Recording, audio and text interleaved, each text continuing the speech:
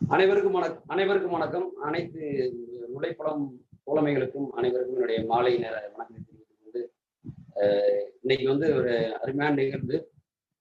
அண்ணல் அம்பேத்கர் அவர்களுடைய இந்த நினைவு நாளில் நான் வந்து பங்கெடுத்து பேசுறதுன்றது எனக்கு அவ்வளவு ஒரு பெருமையாகவும் மகிழ்ச்சியாகவும் இருக்கு. நம்ம இன்னைக்கு இருக்க காலகட்டங்கள்ல நாட்டுக்காக தேசத்துக்காக உழைத்த தலைவர்களை எல்லா பேருமே ஜாதியா பிரிச்சு போட்டாங்க. அதுல எனக்கு மிகப்பெரிய ஒரு ஜாதியாக ஒரு குறிப்பிட்ட ஜாதிக்கு மட்டும்தான் ஒரு உடையவர் அப்படின்ற மாதிரி கொண்டு போயிட்டாங்க. அப்படிப்பட்டவங்க எல்லாம் கிடையாது. நம்ம எல்லாரையும் படிக்கணும், நம்ம பிடிச்சு தெரிஞ்சுக்கணும். ஏன்னா பலர் தங்களுடைய சொத்தை இழந்து, தங்களுடைய எல்லா உடைமைகளையும் இழந்து, தங்களுடைய சுகத்தை இழந்து இந்த தேசத்துக்கு விடுதலைக்காக போராடி இருக்காங்க. அதே மாதிரி இந்த மக்களின் விடுதலைக்காக போராடி இருக்காங்க. பல வகையில எழுத்துக்கள் மூலமாகவும் பேச்சுக்கள் மூலமாகவும் நம்மளுக்கு நிறைய இங்க கொடுத்துருக்காங்க. அவங்க எல்லாம் குறிப்பிட்ட ஒரு கட்டத்துக்குள்ள அடைச்சிடக்கூடாது, குறிப்பிட்ட ஒரு வட்டத்துக்குள்ள அடைச்சிடக்கூடாது.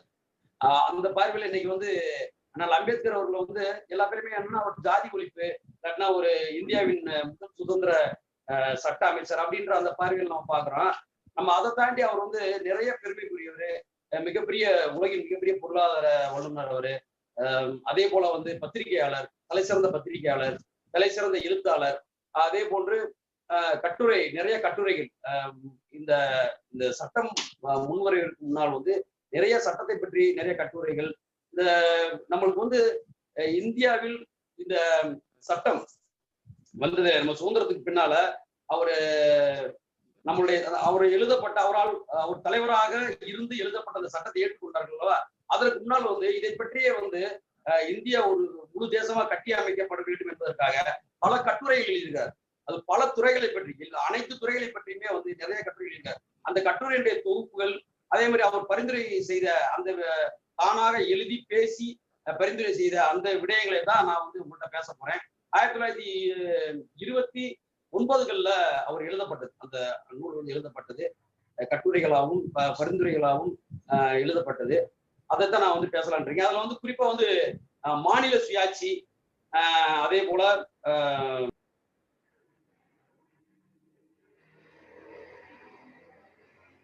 சுயாட்சி, மாநில உரிமைகள், மாநில அரசு பணிகள்ல எந்த அளவுக்கு மாநில அரசு உரிமை வேணும் அப்படின்றது மொத்தமே மாநில சுயாட்சிகளை அதுக்கப்புறம் பிற்படுத்தப்பட்டவருக்கு அவர் எல்லாருமே தாழ்த்தப்பட்டவருக்கு மட்டும்தான் அப்படின்ற மாதிரி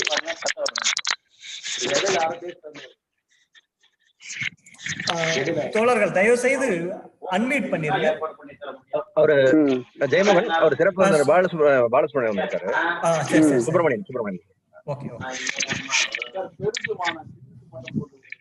தோழர் நீங்க தொடருங்க.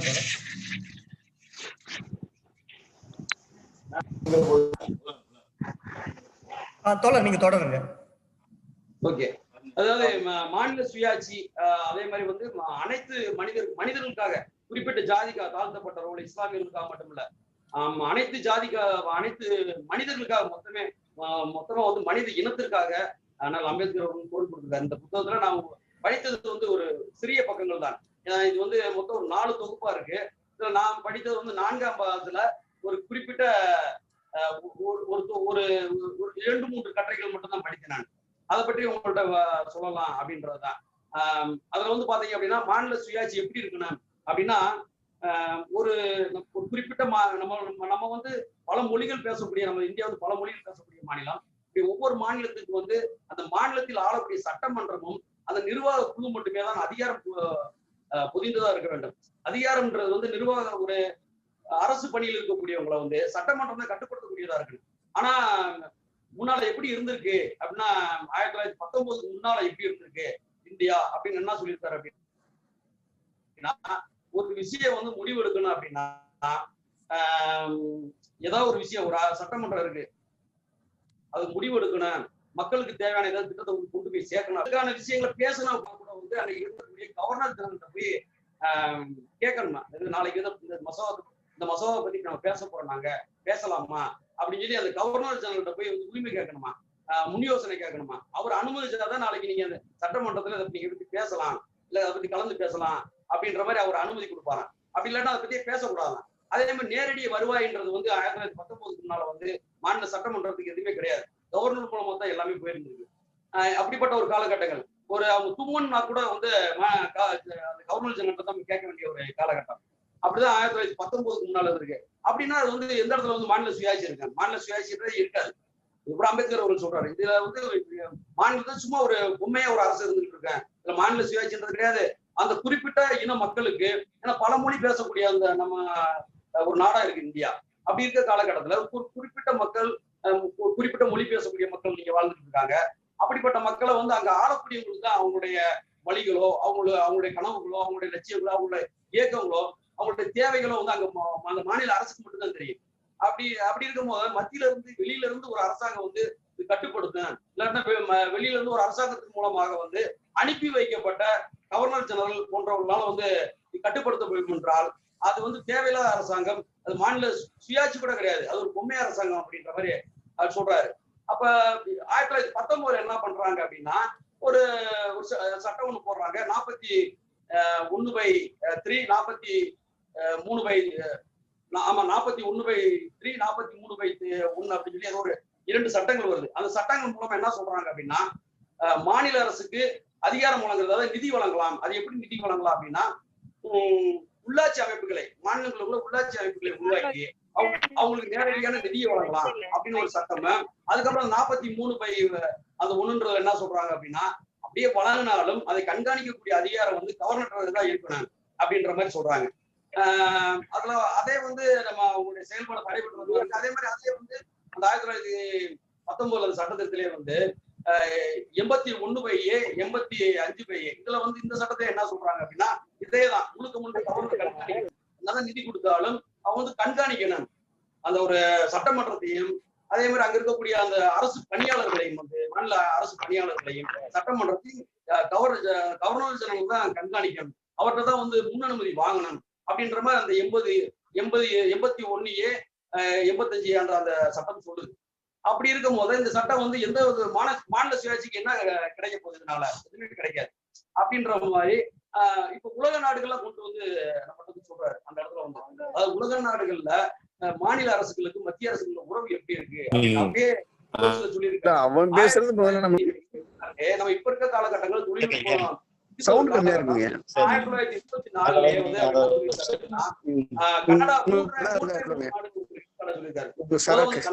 கனடாவில வந்து பாத்தீங்கன்னா மத்திய அரசுக்கு ஒரு அதிகாரங்கள், மாநில அரசுக்கு ஒரு அதிகாரங்கள் இப்படி. அதுக்கப்புறம் 3வது என்னன்னா அப்படின்னா மாநில அரசுக்கு அனுமதி பெற்றுட்டு மத்திய அரசு வந்து அதாவது மத்திய அரசு அனுமதி பெற்றுக்கொண்டு மாநில அரசு அதிகாரம் செலுத்தக்கூடிய அப்படி 3ஆ பிரிக்கிறாங்க. அதே போல வந்து ஆஸ்திரேலியால எப்படின்னா ஆஸ்திரேலியால வந்து மத்திய அரசுக்கு ஒரு அதிகாரம், அப்புறம் மாநில அரசோட இணைந்து செயல்படக்கூடிய ஒரு அதிகாரம், அதாவது மத்திய அரசு அனுமதி கேட்டுக்கிட்டு மாநிலம் செயல்படணும். அப்படிதான் அங்க 2 தான் இருக்கு. அதே மாதிரி அமெரிக்காவில் எப்படின்னா மத்திய அரசுக்கு ஒரு அதிகாரம், மாநில அரசுக்கு ஒரு அதிகாரம், ஒரு இது அமைப்பு. அதே போன்று மாநில அரசு தொட முடியாது, விலக்களிக்கப்பட்ட மாநில அரசால் விலக்களிக்கப்பட்ட ஒரு அதிகாரம், மத்திய அரசால் விலக்களிக்கப்பட்ட ஒரு அதிகாரம், அப்புறம் இருவரும் இணைந்து செயல்படக்கூடிய அதிகாரம். மொத்தம் 5 அதிகாரங்கள் வந்து அங்க பிரிக்கப்பட்டிருக்கு. கனடாவில் 2, மாநில அரசுக்கு 1, மத்திய அரசுக்கு 1. அப்புறம் வந்து ஆஸ்திரேலியாவில் வந்து 2 மத்திய அரசோட இணைந்து செயல்படணும், அப்புறம் மத்திய அரசுக்கு முழுசாக ஒரு அதிகாரம். இதுல வந்து 5 தனித்தனியா அப்படி. அப்போ 3 நாடுகளையும் நம்மளுக்கு வந்து கட்டுரை மூலமாக 1924 வந்து கொண்டு வந்து சேர்க்கிறாரு மக்களுக்கும். அதவே வந்து பேசுறாரு, இந்த மாதிரி 3 நாடுகள்லயும் இந்த மாதிரி சட்டங்கள் இருக்கு. அப்ப நம்மளுக்கு எந்த சட்டம் நம்மளுக்கு மாநில சுயாட்சிக்கு தேவையானதா இருக்கும் பிற்காலங்கள்ல நம்ம ஆட்சி அமைஞ்சாலோ அல்லது இப்பயுமே அந்த அவர் எழுதப்பட்ட அந்த ஆண்டுகளுமே சொல்றாரு மாநில சுயாட்சிக்கு இதெல்லாம் தேவைப்படுமா அப்படின்னு கேட்கும் போத கட்டாயம் இதுலயும் வந்து நம்ம வந்து தேர்வு செய்து நமக்கு தேவையான ஒண்ணு கனடா மாதிரி இருந்துக்கலாம், இல்லைன்னா ஒண்ணு அமெரிக்கா மாதிரி இருந்துக்கலாம், இல்லைன்னா ஆஸ்திரேலியா மாதிரி இருந்துக்கலாம், எனக்கு கனடா மாதிரி கூட இருக்கலான்ற அந்த எண்ணம் வருது. அப்ப எனக்கு படிச்சப்ப என்ன தெரிஞ்சிச்சு அப்படின்னா இங்கிலாந்து பார்த்த சட்டம், நம்மளுடைய சட்டம் இங்கிலாந்து பார்த்த காப்பி அடிக்கப்பட்டதுன்னு பலர் சொல்லும் போது, ஆனா அவர் சொல்லக்கூடிய விஷயங்கள் 3 நாடுகள் வந்து இங்கிலாந்து சொல்லவே இல்லை. கனடாவும் ஆஸ்திரேலியாவும் அமெரிக்காவும் சொல்றாரு. அப்ப இந்த 3 நாடுகளை எது பெற்றா இருக்குன்னா 3 நாடுகள் கவர்னருக்கு இருக்கக்கூடாது, அதே போல மத்திய அரசுக்கும் இருக்கக்கூடாது. அதே போல வந்து ஒரு விஷயத்த ஒரு மாநில விஷயம் ஒரு விஷயத்த வந்து பரிசீலனை பண்ணுது, அதுக்கு வந்து முன் யோசனை கேட்கக்கூடிய அவங்கள்ட்ட வந்து முன் யோசனை கேட்கணும் மத்திய அரசு அப்படின்ற அந்த விடயம் வந்து இருக்கக்கூடாது. சரிங்களா? அவங்க நினைச்சத மாநில அரசு என்ன நினைக்குதோ அதுதான் அங்க சட்டமாக்கப்படணும் அப்படின்ற அந்த ஒரு விஷயம். அதே போல வந்து அப்படித்தான் இருந்தா தான் பூரண ஒரு சுயாட்சி, முழு சுயாட்சியில் ஒரு மாநிலமா வந்து ஒரு மாநிலம் இருக்க முடியும். அந்த மாநில மக்களுடைய உணர்வுகளை அவங்க புரிஞ்சுக்கிற முடியும். அப்படின்றது இப்படித்தான் இருந்தா தான் சரியா வரும் அப்படின்னு சொல்றாரு. இப்ப இந்த மூன்று நாடுகளை விட மிக வலிமை வாய்ந்த இந்த கட்டுரை, 3 நாடுகளை விட அண்ணல் அம்பேத்கர் அவர்கள் சொன்ன இந்த வழிமுறைகள் வந்து ஒரு வலிமையுள்ள ஒரு மாநில அரசுக்கு, பூரண சுயாட்சி உள்ள ஒரு மாநில அரசுக்கு தகுந்ததாக இருக்கும் இந்த அவருடைய பரிந்துரை. அப்ப மத்திய அரசு எப்படி இருக்குன்னா, மத்திய அரசை வந்து அவர் வந்து விட்டுக் கொடுக்கலாம். மத்திய அரசு வந்து தேசிய வலிமை, அதாவது எப்பயுமே வந்து மாநில அரசு சுயாட்சி உடையதாக இருந்தால் கூட மத்திய அரசு வந்து எப்படி இருக்கணும் அப்படின்னா, அந்த மாநில அரசு வந்து பாதுகாக்கக்கூடியதா இருக்கணும். இவ்வளவு நாளா வந்து அதிகாரம் செலுத்துறதா இருந்தது. ஆனால் வந்து இப்ப எப்படி இருக்கணும் அப்படின்னா, அது முழுமையா தன்னுடைய ஒரு பாதுகாப்பா ஒரு மாநில அரசு எப்பயாவது ஒரு இடத்துல விழுகக்கூடிய சூழல் இருந்தாலோ, அல்ல அங்க வந்து ஆட்சி வந்து ஒரு களையக்கூடிய ஒரு சூழல் இருந்தோ அந்த ஆட்சியை காப்பாற்றக்கூடிய ஒரு இடத்துல இருக்கணும். அதே போல வந்து ஒரு இடத்துல சொல்லியிருக்காரு, கிளர்ச்சி செய்யக்கூடிய ஒரு சில மாநிலங்கள், ஏன்னா நம்ம வந்து பல மொழி பேசக்கூடிய ஒரு நாடு, இடத்துல கிளர்ச்சி செய்யக்கூடிய ஒரு இடம் இருந்தா கூட வந்து அதை வந்து நம்ம கட்டுப்படுத்தக்கூடிய ஒரு தனி சிறப்பு கொண்ட அந்த ஒரு விஷயம் விட இருக்கணும் அப்படின்றாரு. ஒரு பழம்புரிந்த ஒரு அதிகாரமா இருக்கணும். அப்படின்னா அமெரிக்காவில் வந்து அதை வந்து அமெரிக்காவை சுட்டிக்காரு. அமெரிக்காவில் வந்து பல மாநிலங்களுக்கு வந்து எப்படின்னா வேற வேற சட்டம் இருக்கு. பல மாநிலங்கள்ல வந்து ஒன்று கூடி ஒரு மத்திய அரசு உருவாக்கியிருக்காங்க அமெரிக்காவில. அப்படி நம்ம வந்து இருந்தோம்னா மாநில அரசுக்கு மட்டுமே அது அதிகாரம் இருக்கும், மத்திய அரசுக்கு வந்து அங்க அதிகாரம் இல்லாத போல தோணும். மாநில சுயாட்சி வேணும், தேசியத்தையும் பாதுகாக்கணும். அதுல ரொம்ப நான் கவனமா இருக்கேன் அப்படின்னு சொல்லி அம்பேத்கர் அவர்கள் சொல்றாங்க. அதே மாதிரி அரசு பணியாளர்கள், அந்த மாநில அரசு பணியாளர்கள் அவர் வாழ்ந்த காலகட்டத்தில், இப்ப சொல்றாங்கன்னா அவர் வாழ்ந்த காலகட்டத்தில்னா ஒரு மாநில அரசுக்கு வந்து ஒரு அரசு வேலையில இருக்காங்க வச்சுங்களேன், இங்க இருக்கக்கூடிய பெரிய மேல்மட்ட வேலையில இருந்து கீழே உள்ள எல்லா அதிகார மட்டத்திலுமே இருக்கிறவங்க வந்து அன்னைக்கு என்ன பண்ணிருக்காங்கன்னா, ஒரே ஒரு மத்திய சிவில் சர்வீஸ் மட்டும் தான் இருந்திருக்கு. அது மட்டும் தான் இருந்திருக்கு. அவங்கதான் வந்து இங்க வந்து பணிகளை நியமனம் பண்ணியிருக்காங்க. அவங்கதான் ஆள்களை இது பண்ணிருக்காங்க. இது ஒட்டுமொத்தம் ஒரு குறிப்பிட்ட சமுதாய ஆள்கள் மட்டுமே தான் அந்த வேலைகள்ல மேல இருந்து கீழே வரை இருந்திருக்காங்க. ரொம்ப அதாவது என்ன சொல்றேன்னா, ரொம்ப கீழ்மட்ட வேலைகள் மட்டுமே, யாராவது ஒரு சிலருக்கு, மற்ற பிராமணர்கள் இல்லாதவர்களுக்கு, பிற்படுத்தப்பட்டவர்களுக்கு, தாழ்த்தப்பட்டவர்களுக்கு, இஸ்லாமியர்களுக்கு யாருக்காவது ஒரு சில இடங்கள்ல மட்டும்தான் அந்த பணி வழங்கப்பட்டிருக்கு. அப்ப வந்து அண்ணல் அம்பேத்கர் சொல்றாங்க, இந்த மாதிரி அதாவது மத்திய அரசு மட்டுமே மாநில அரசுகள்ல வேலைகளுக்கு வந்து வேலைக்கு நியமனம் பண்ணணும் அப்படின்ற அந்த முறையை வந்து காலி பண்ணணும்.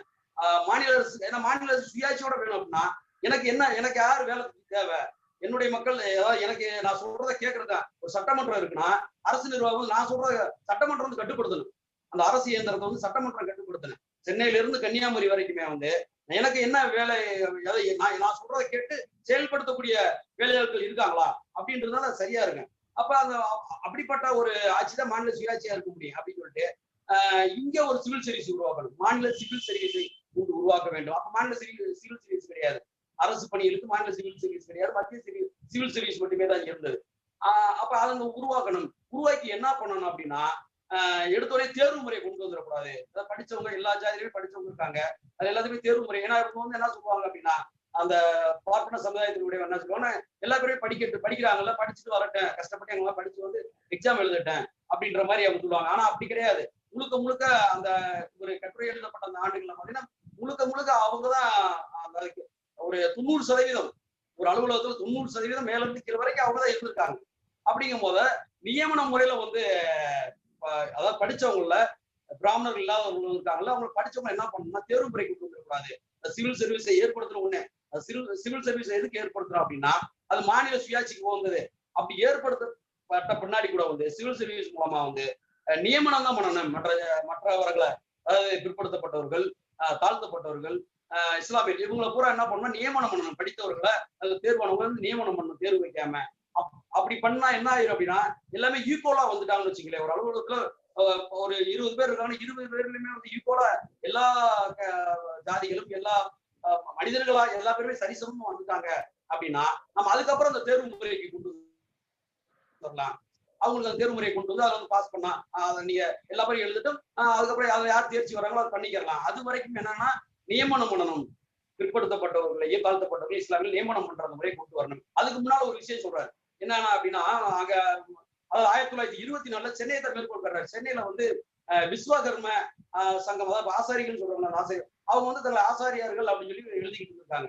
ஆனா அப்ப சிவசாமி ஐயர்னு ஒருத்தவர் வந்து சென்னையில இருந்திருக்காரு. சென்னையில அவர் ஐயர் சமூகத்தை சேர்ந்தனால அவர் வந்து சட்ட பாதுகாப்பு துறையில இதுலயே வந்து சென்னையில வந்து நம்ம சென்னை மாகாணத்துல அதிகாரியா இருந்திருக்காரு, சிறப்பு அதிகாரியா இருந்திருக்காரு. சட்டம், அதாவது நம்ம அரசுக்கு அரசை விட பலம் பொருந்தியவரா இருந்திருக்காரு.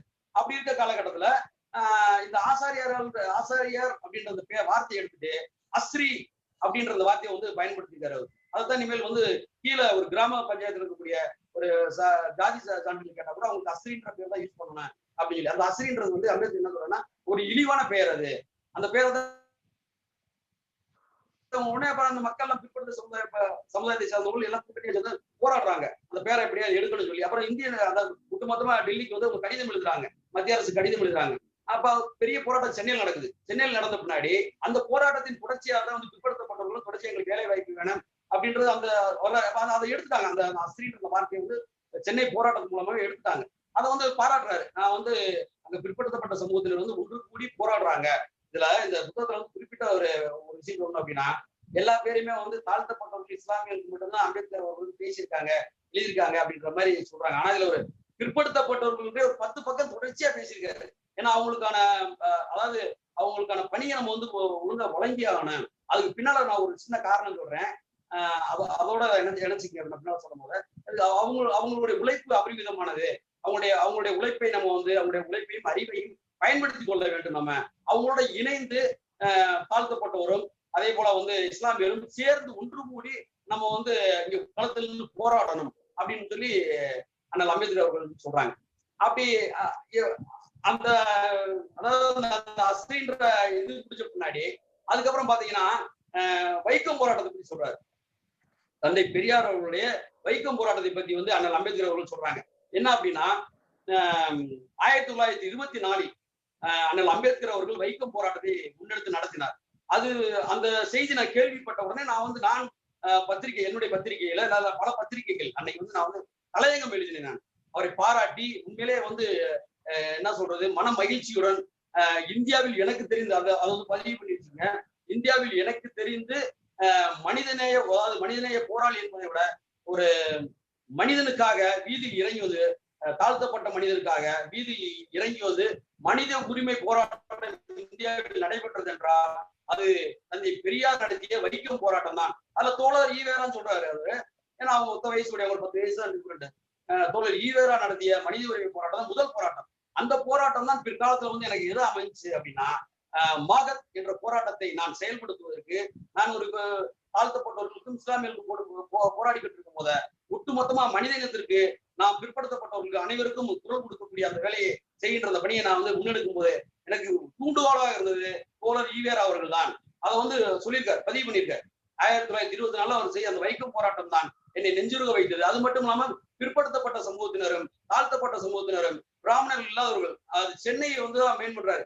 சென்னையில நடந்த மிகப்பெரிய ஆர்ப்பாட்டங்கள் அதாவது இடஒதுக்கீடுக்காக 1920களுக்கு மேல வந்து நடந்த அந்த ஆர்ப்பாட்டங்கள்ல என்னை வந்து மிகப்பெரிய கவனிப்புக்குள்ளாக்குச்சு.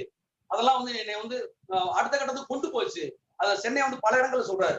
சென்னையில ஒரு ரெண்டு விஷயங்களையும் சொல்லி அந்த ஆசாரியர் அந்த போராட்டங்களும் சரி, அதே போல வந்து தந்தை பெரியாருடைய இடஒதுக்கீடு போராட்டத்தையும் வைக்கம் போராட்டத்தையும் சொல்லி இதுக்கெல்லாம் வந்து என்னை வந்து பிற்காலத்துல அந்த மாகத் என்ற மிகப்பெரிய போராட்டத்தை வந்து வழிநடத்துவதற்கு உதவியாக இருந்தது. அப்புறம் ஒரு மாநில அரசு மாநில சுயாட்சியுடன் இயங்குவதற்கு இது போன்ற சட்டங்கள், அதாவது மாநிலத்துக்கென்று தனியான ஒரு அமைப்பு வேணும் இந்தியாவில். அதே ஒரு மத்திய அரசுக்கென்று ஒரு தனியான அதிகாரம் வேண்டும். 2 அதிகாரங்கள் மட்டுமே தான் வேண்டும். சரிங்களா? 2 அதிகாரங்கள் மட்டுமே தான் வேணும். இதுல வந்து ஒரு மத்திய அரசு வந்து என்ன பண்ணணும் அப்படின்னா ஒரு பாதுகாப்போட வழிமுறைகள் தான் கையாள வேண்டும் அப்படின்றத சொல்றாரு. அதே மாதிரி பிற்படுத்தப்பட்ட வகுப்பினருக்கு இடஒதுக்கீடுல அவருக்கு வந்து சரியான வேலை வேண்டும் அப்படின்னு சொல்றாரு. அதே மாதிரி தாழ்த்தப்பட்டவர்களுக்கு, இஸ்லாமியர்களுக்கு, பிராமணர்கள் இல்லாதவர்களுக்கு அரசு பணிகள்ல வந்து சரிசமம் நீதி வேணும் அப்படின்றாரு. எல்லாரும் சரிசமம் ஒரு அலுவலகத்துல எல்லாத்துக்குமே வந்து பணியமர்த்த வேண்டும். அப்படி பணியமர்த்த பின்னாடிதான் வந்து சிவில் சர்வீஸ்ல தேர்வு முறை நடத்தி இப்ப அதெல்லாம் நம்ம சரியாயிடுச்சா அப்படின்னு சொல்ல முடியாது. ஏன்னா ஓரளவுக்கு சரியாயிடுச்சு, இருந்தாலும் இன்னும் சரியாக வேண்டும். அதுக்கு பின்னாலதான் இந்த சிவில் சர்வீஸ்ல தேர்வுகள் நடத்தி அப்புறம் எல்லா பேருமே வந்து நம்ம தேர்வு வெளியே எல்லா பேருமே வரணும் அப்படின்றாரு. இதுல வந்து எனக்கு மிகப்பெரிய ஒரு விஷயம் என்ன அப்படின்னா, நான் அண்ணல் அம்பேத்கர் அவர்களை பற்றி இந்த புத்தகத்தை பற்றி வாசிக்காத முன்னால வந்து நான் ஒரு தாழ்த்தப்பட்டவர்களுக்காக போராடினாரு, இஸ்லாமியர்களுக்காக குரல் கொடுத்துருக்காரு அப்படின்னா அப்படிலாம் கிடையாது. எல்லா பேரும் வாசிக்கப்பட வேண்டியது இந்த புத்தகம். இந்த குறிப்பிட்ட புத்தகம் மட்டும் அவரால் எழுதப்பட்டது. அனைத்து அம்பேத்கர் அவர்களை பற்றி எழுதப்பட்ட எல்லா புத்தகங்களுமே அனைவராலும் வாசிக்கப்பட வேண்டிய. அதே மாதிரி அவரு சொந்தமா எழுதிய இந்த கட்டுரைகள் பாத்தீங்களா, அவர் எழுதி பேசிய வெளியிட்ட நூல்கள்லாம் இருக்கல, தமிழாக்கம் இருக்கக்கூடிய நூல்கள்லாம் இருக்கல, அதை அனைவரும் தேடி தேடி படிக்கணும். ஏன்னா அவ்வளவு விஷயங்கள் புரிஞ்சு, அதாவது என்னன்னா வெளியில வராம இருக்கு. அதுக்கு என்ன காரணம்னா, நம்ம வந்து தலைவர்கள் ஆரம்பம் சொன்னதான், தலைவர்களை ஒரு குறிப்பிட்ட அடையாளத்துல நம்ம அடைக்கிறோம். அவங்க வந்து அப்புறம் வேறவங்களை வேற தலைவர்களுக்கு அப்படின்னு நினைச்சாங்க. ஒட்டுமொத்த மனித இனத்திற்கு தலைவர் வந்து அண்ணல் அம்பேத்கர் அவர்கள். ஆகவே மாநில சுயாட்சிக்கு அன்றே குரல் கொடுத்திருக்கிறார். இப்படிப்பட்ட ஒரு மாநில சுயாட்சிக்கு அண்ணல் அம்பேத்கர் குரல் கொடுத்த முன்னாடி பேரறிஞர் அண்ணா அவர்கள், அதுக்கப்புறம் கலைஞர் அவர்கள். கலைஞர்கள் வந்து அதை ஒட்டி தானே இங்க வந்து தேசிய கொடி வந்து முதல்வர் ஏற்றலாம், கவர்னர் ஏற்றலான்றதை மாற்றி அவர் வந்து அதை ஏற்றலான்றது அந்த முறை கொண்டு வந்தாரு. அதை விட இன்னும் நம்ம சொல்லி ஆகணும், 90கள் வரை இவ்வளவு பெரிய ஆளுமை மிக்க ஒரு தலைவருக்கு வந்து இந்திய நாடாளுமன்றத்தில் வந்து அந்த திருவுருவ படம் கிடையாது, மைய மண்டபத்துல வந்து அண்ணல் அம்பேத்கர் கிடையாது. அதை மக்கள் தலைவர் வைகோ அவர்கள் மட்டுமே தான் 1990 பிபிசியிடம் போராடி தனிநபர் தீர்மானம் கொண்டு வந்து அந்த இடத்துல வந்து மைய மண்டபத்துல அண்ணல் அம்பேத்கர் படத்தை போராடி வைத்தவர் வந்து மக்கள் தலைவர் வைகோ அவர்கள். அவருக்கும் இந்த நேரத்தில் நன்றியை தெரிவித்துக் கொண்டு இந்த எனக்கு பேச வாய்ப்பளித்த உழைப்புலம் சகோதரர்களுக்கு எனது மிகப்பெரிய நன்றியை தெரிவித்து நன்றி. வணக்கம்.